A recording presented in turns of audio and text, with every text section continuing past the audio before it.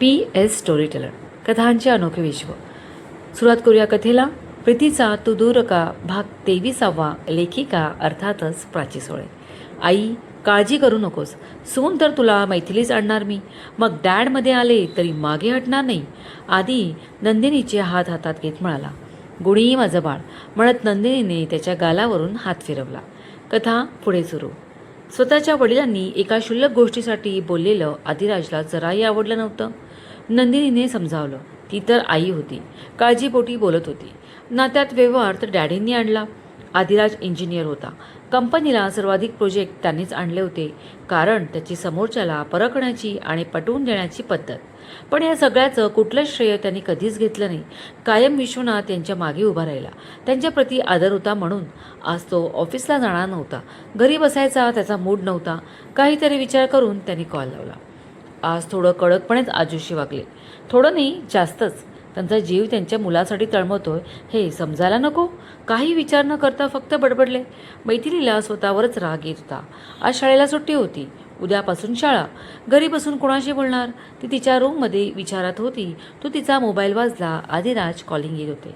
पटकन मोबाईल तिने कानाला लावला. हॅलो. हाय, काय करतेस? Nothing special. तुम्ही बोला. आज ऑफिसला जाणार नव्हतोच. घरी राहून कंटाळा येणार, सो असंच तुला कॉल केला. Same here. मलासुद्धा बोर होतं आहे.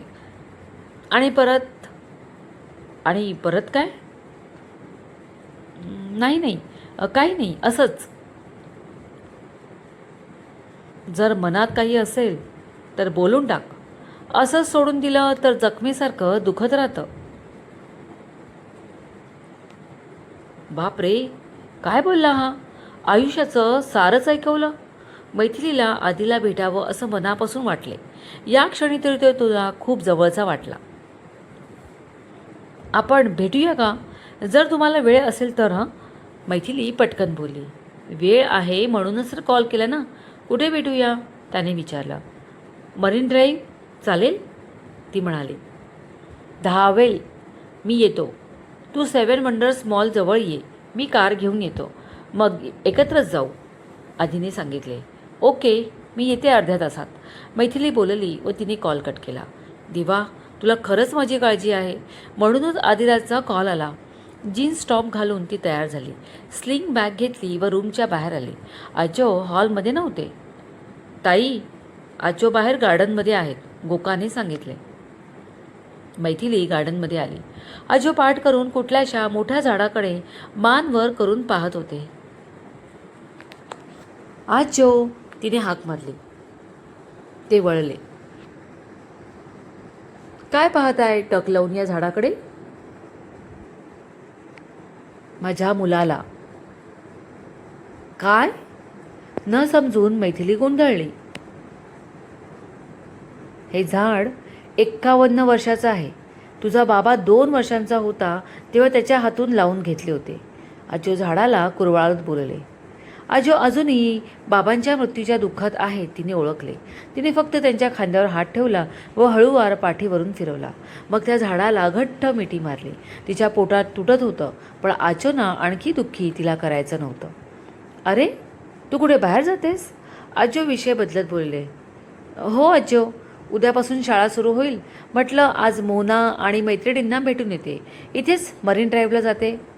मैथिली ही दुःखी आहे हे आजोंना कळत होते. ती खूप लहान आहे. मौज मजा आनंद करण्याचं तिचं वय. पण आतापासूनच ती पोक्त झाले. संपूर्ण शाळेची जबाबदारी एकटी सांभाळते. शाळा मोठी करायला प्रयत्न करते. ते विचार करत होते. आजो, अरे मग जा ना. मस्त बाहेरून जेवून ये. एन्जॉय कर. मी गोकाला काहीतरी आमच्या दोघांसाठी चमचमीत करायला सांगतो. आजो हसत डोळे मिचकावत म्हणाले. आजो, नो चटपटा, नो ऑइली, कळलं? येस बॉस, कळलं. आता जा, उशीर होईल. आणि जेवून येच, तरी वेळेत ये. हे बोलताना आजो तिच्याकडे बघत होते. येस आजो, अजिबात उशीर करणार नाही. आता टॅक्सीने जाते, कार नाही नेत, मैथिली म्हणाली. हो, जा जा, एन्जॉय, आजो बोलले व बंगल्याकडे वळले. 7 वंडर्स मॉलजवळ मैथिलीने टॅक्सी सोडली. उभा राहून तिने सगळीकडे नजर फिरवली. तोच मागून आवाज आला. Good evening. मैथिलींनी पाहिलं. तो आदिराज होता. डार्क कॉफी कलरचं टी शर्ट आणि लाईट ब्राऊन कलरची कार्गो पॅन्ट. खूपच हँडसम दिसत होता तो. आधीने डोळ्यावरचा गॉगल काढला. त्याचे भुरे तपकिरी डोळे चमकले. ओ हाय, मैथिली बोलली. चल जाऊया. कार तिथे पार्क केली. आधी बोलला. दोघे कार जवळ आले. मैथिली बसली. मग आदिराज. त्याने कार मरीन ड्राईव्हकडे वळवली. मरीन ड्राईव्हवर बऱ्यापैकी गर्दी होती. तरी आधीने मस्त जागा शोधून काढली व तो आणि मैथिली तिथे गेले. तिथे खूपच कमी लोक होते. कट्ट्यावर दोघे बसले. सूर्य मावळ तिकडे झुकत होता. त्याचा तांबूस सोनेरी प्रकाश मैथिलीच्या चेहऱ्यावर पडला होता. तिचे मुलायम केस वाऱ्यावर उडत होते आणि मैथिली उडणारे केस सारखे कानामागे सारत होती. आदिराजच्या आयुष्यात मैथिली भेटण्यापूर्वी कोणतीच मुलगी नव्हती म्हणण्यापेक्षा त्याने तसा विचारच केला नव्हता. बिझनेसला प्रायोरिटी दिली. पण बदल घडत असतात आणि मैथिली नजरेसमोर आली. ती त्याला आवडली. मग का आवडली याला त्याने महत्त्व दिले नाही. मैथिलीचं आपल्या आयुष्यात येणं म्हणजे आपलं आयुष्य परिपूर्ण झालं असं त्याला वाटले. आदिराज, आदिराज, काय बोल ना. कधीचं तुम्ही कुठल्याशा विचारात हरवलात. मी पाहते पण तुमचं लक्षच नाही आहे. बघा समोर, सूर्य पूर्ण क्षितिजा आड गेलासुद्धा. मैथिली समोर बोटाने निर्देश करत म्हटली.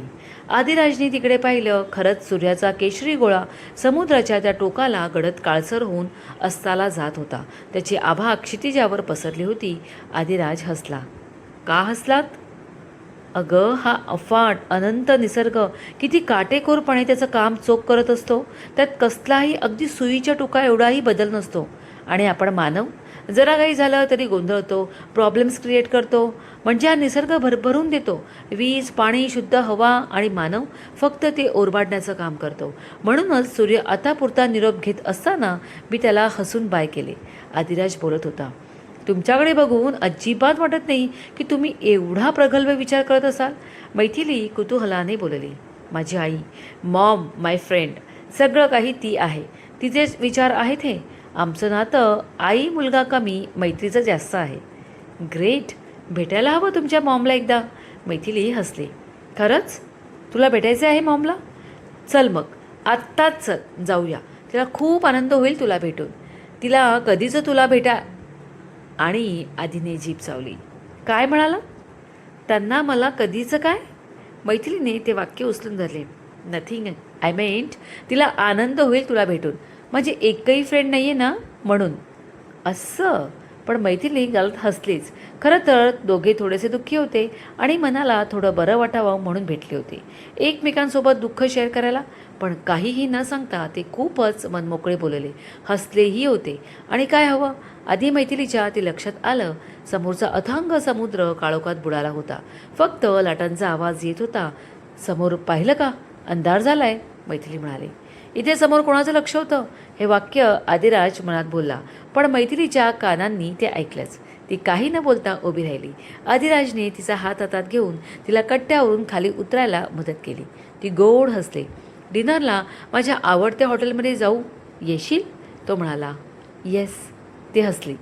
आदिराजने तिला कारचा दरवाजा उघडून दिला.